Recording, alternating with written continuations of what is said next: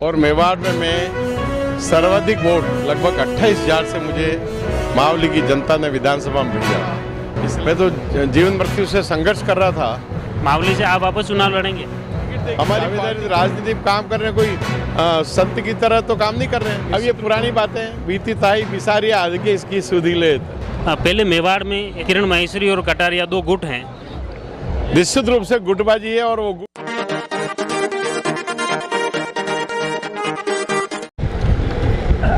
नमस्कार, मैं हूं लक्ष्मण सिंह राठौड़ और आप देख रहे हैं जयवर्धन न्यूज़।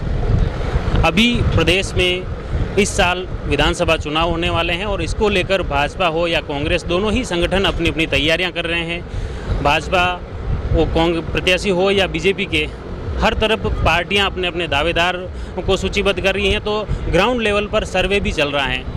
पार्टियां सर्वे करवा रही हैं, विभिन्न संगठन सर्वे करवा रहे हैं, मीडिया हाउस भी सर्वे कर रहे हैं कि ज़मीनी हकीकत अपनी अपनी क्या पोजीशन है वो पार्टियां देखने का प्रयास कर रही हैं। और इसी के तहत जयवर्धन न्यूज़ द्वारा भी ये प्रयास किया जा रहा है कि प्रत्येक विधानसभा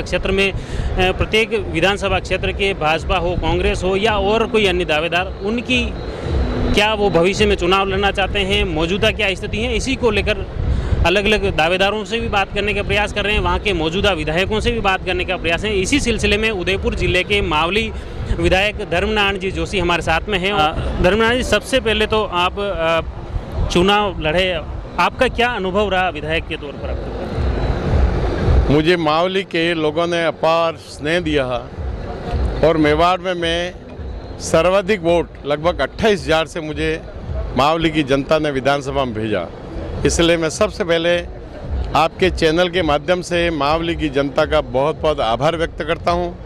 मावली की जनता का आज भी मेरे पर अटूट स्नेह है और जहां तक हो सके काम का सवाल है, विपरीत धारा में यानी सरकार नहीं होते हुए भी जितने काम शायद मैंने करवाए अधिकारी लेवल पर, पेराफेरी में, क्योंकि हमारी अनेक पंचायतें पेराफेरी में आती है, डीएमएफटी में अनेक ऐसे काम करवाए जो संभव ही नहीं थे, ऐसे काम मैंने मावली विधानसभा में करवाए हैं। जहाँ तक राजस्थान का सवाल है, राजस्थान में गहलोत साहब जो घोषणाएं कर रहे हैं, मुझे लगता है धरती पर कुछ भी नहीं है।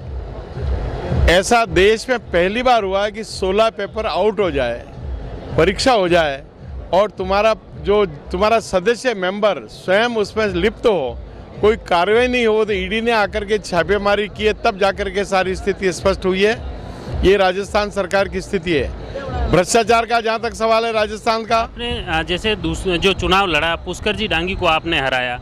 पहला चुनाव उन्होंने आपको हराया और दूसरा आपने रिकॉर्ड मतों से उनको हराया। तो ये क्या एकदम आपने जादू किया है? वही आदमी प्रत्याशी वही था दूसरा चुनाव में? जनता का प्रेम और उनकी कार्यशैली, उन्होंने मुझे कहता नहीं, व्यक्तिगत आरोप नहीं लगाता हूँ, आपने नाम ही ले लिया। निवेदन करता हूँ 5 साल में उनकी उपलब्धि ये रही कि विधानसभा में उन्होंने 2 बार बोला खड़े होकर के, यानी 5 साल में विधायक 2 बार विधानसभा में खड़ा हो। एक बार तो शपथ ली और शपथ लेना जरूरी होता है विधायक बनने के लिए, और एक बार एक 295 के 10 लाइन उन्होंने पढ़ी विधानसभा, अन्यथा उनकी कोई उपलब्धि नहीं है।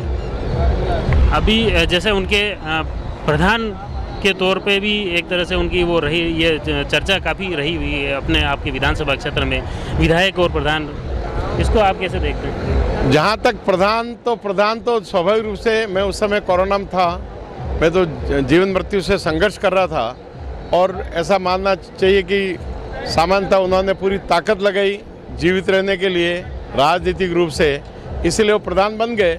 और प्रधान की जहाँ तक उपलब्धि है, मैं सोचता हूं कि राजस्थान में कांग्रेस की सरकार ये बता दे कि पंचायतों को या पंचायत समिति को भारत सरकार के अलावा कितने रुपए दिए। कहीं 1 रुपया भारत सरकार जो पैसा भेज रही है उसी का विकास का काम हो रहा है। पर न तो पंचायत समिति में पैसा भेजा है स्टेट गवर्नमेंट ने, न पंचायतों में पैसा भेजा। ये तो आप सरपंच से कंफर्म कर सकते हैं। आप पहली बार विधायक बने और उसके बाद प्रदेश में कांग्रेस की सरकार थी, आप बीजेपी से है, तो क्या तालमेल बिठा पाए अपने क्षेत्र में विकास के लिए, बजट ला पाए या कुछ स्पेशल? मैं सोचता हूँ पार्टी का बैनर जो है हमारे भारतीय जनता पार्टी का बड़ा बैनर है और भारतीय जनता पार्टी के बैनर से अधिकारी जहाँ भी खड़े होंगे, अधिकारी निश्चित रूप से हमको कोऑपरेट करते हैं, सहयोग करते हैं और काम तो अधिकारी करते हैं। और अधिकारियों के पास जो जो काम लेके जाता है सामान्य तक काम निकल जाते हैं और हम अनेक काम ऐसे निकलवाए हुए थे।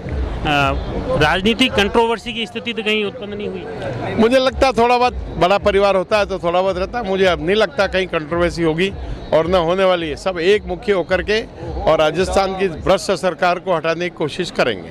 उदयपुर में गुलाब चंद जी कटारिया जैसे कि राजनीति से एक तरह से संन्यास ले चुके हैं या राज्यपाल बनने के बाद यहाँ से एक सक्रिय राजनीति से अब वो आउट हो चुके हैं, तो उनका क्या विकल्प है? देखिए, राजनीति में किसी व्यक्ति का कोई विकल्प हो नहीं सकता है। उनकी पूर्ति, वो बड़े नेता थे, निश्चित रूप से मेवाड़ के नहीं राजस्थान के बड़े नेता थे और एक राज्यपाल के एक उच्च पद पर गए हैं और मैं हमारे लिए खुशी की बात है। और जहाँ तक वैक्यूम का सवाल है तो राजनीति में तुरंत ही वैक्यूम कोई न कोई जिसको पद या बैनर मिलता है तो पार्टी के कारण, उस कुर्सी के कारण अपने आप उसकी हाइट बढ़ जाती है। ऐसा राजनीति होता है लोकतंत्र में।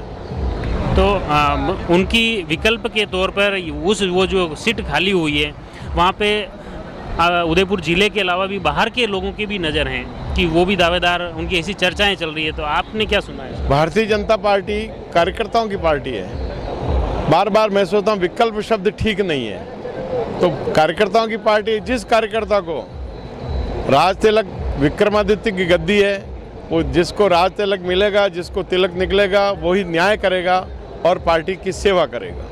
मावली से आप वापस चुनाव लड़ेंगे? हमारी पार्टी में पार्लियामेंट्री बोर्ड या प्रदेश तय करता है कि हाँ, टिकट मांगने का सबको अधिकार है। मैं सोचता हूँ पार्टी आदेश देगी, जो आदेश देगी। मुझे तो टिकट दिया तो चुनाव लड़ा, 13 में टिकट नहीं मिला तो पार्टी का काम क्या? वर्षों से काम कर रहे हैं, काम करते रहेंगे। नहीं तो दावेदार तो हैं आप? दावेदारी के लिए कैसे कह सकते हैं? पार्टी अगर टिकट देगी, दावेदारी राजनीति में काम कर रहे हैं, कोई संत की तरह तो काम नहीं कर रहे हैं। निश्चित रूप से हम भी किसी पद पर आवे, ये लालसा सबकी रहती है। हमारी भी एक राजनीति में होते हुए लगता है कि भाई हम भी रिपीट हों, पार्टी देगी तो काम करेंगे, नहीं देगी तो पार्टी का अनेक काम है। पार्टी की केवल विधायक होना काम थोड़ी है। पार्टी की सेवा वर्षों से कर रहे हैं आपके सामने। मैं तो राजसमंद में एक एक गाँव में घुमा हूँ, यहाँ पर एक एक गाँव मेरा देखा हुआ राजसमंद का, और विधायक तो मैं मावली में जाके बना, इसलिए ऐसा नहीं कह सकते। जैसे आपका पहले जो चुनाव हुआ उसमें आपको लगभग 4000 वोटों से आपकी हार हुई और उसके बाद दूसरी बार टिकट नहीं मिलने के पीछे क्या कारण मान सकते हैं? अब ये पुरानी बातें, बीती ताई बिसारी आगे इसकी सुधी लेत। अब वर्तमान में कांग्रेस सरकार है, उसके ऊपर बताऊं, ये जो कार्यकाल रहा उसको आप कैसे देखते हैं? अभी जैसे कैंप लगा रहे हैं, वो आम जन से जुड़ने का प्रयास कर रही है जैसे गहलोत सरकार, तो क्या ये भाजपा के लिए चुनौती रहेगी? मैं सोचता हूँ आदमी जब बूढ़ा होता है ना और अंतिम स्थिति होती है तो घर परिवार वालों को बुलाता है, बहन बेटियों को बुलाओ, उसको बुलाओ, उसका बुलाओ, फिर बहन बेटियों को बांटता है, उस बहन को ये रकम है, उसको ये खेत है, उसको ये है। तो गहलोत साहब अभी बांट रहे हैं रेवड़ी अंतिम स्थिति लेकर के। तो यही उनका, मैं सोचता हूँ इसी को दिशा में बढ़ रहे हैं। अब इनकी वास्तव में जनता की भलाई करने की इच्छा थी तो 5 साल क्या किया? वसुंधरा जी ने लाइट के बिल माफ़ किए तो कंटिन्यू करते हैं ना उसको। बेरोजगारी को भत्ता, इन्होंने राजस्थान में 70 लाख बेरोजगार है। इन्होंने घोषणा की थी 3000 भत्ता देंगे।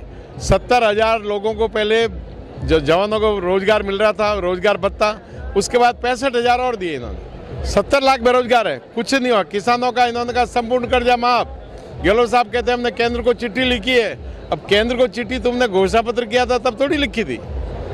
अब जैसे बीजेपी की तरफ से पहले मेवाड़ में ऐसे चर्चाओं में था कि किरण माहेश्वरी और कटारिया 2 गुट हैं। कटारिया जी भी अभी राज्यपाल बन चुके हैं, किरण जी स्वर्गीय रह नहीं है, लेकिन क्या वो गुटबाजी अब भी है? निश्चित रूप से गुटबाजी है और वो गुट है भारतीय जनता पार्टी।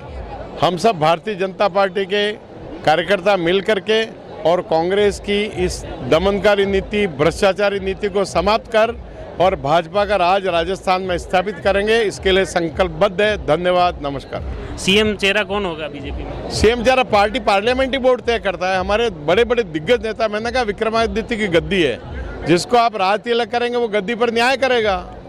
चलो, बहुत बहुत धन्यवाद। ये थे धर्मनारायण जी जोशी। भविष्य में इनका चुनाव लड़ने की इच्छा है और जरूर ये पार्टी के दावेदार हैं और इसी दमखम के साथ में फिर चुनाव लड़ेंगे। आप जुड़े रहिए जयवर्धन न्यूज के साथ। धन्यवाद। The Maruti Nandan grand, Nathdwara स्थित एकमात्र ultra luxurious 5 star hotel. Rajsamand जिले की एकमात्र 5 star hotel the Maruti Nandan grand में भोजन की स्वादिष्ट थाली अब सिर्फ 290 रुपए में। श्रीनाथ जी की नगरी नाथद्वारा में इस सुनहरे अवसर का आनंद अवश्य उठाएं।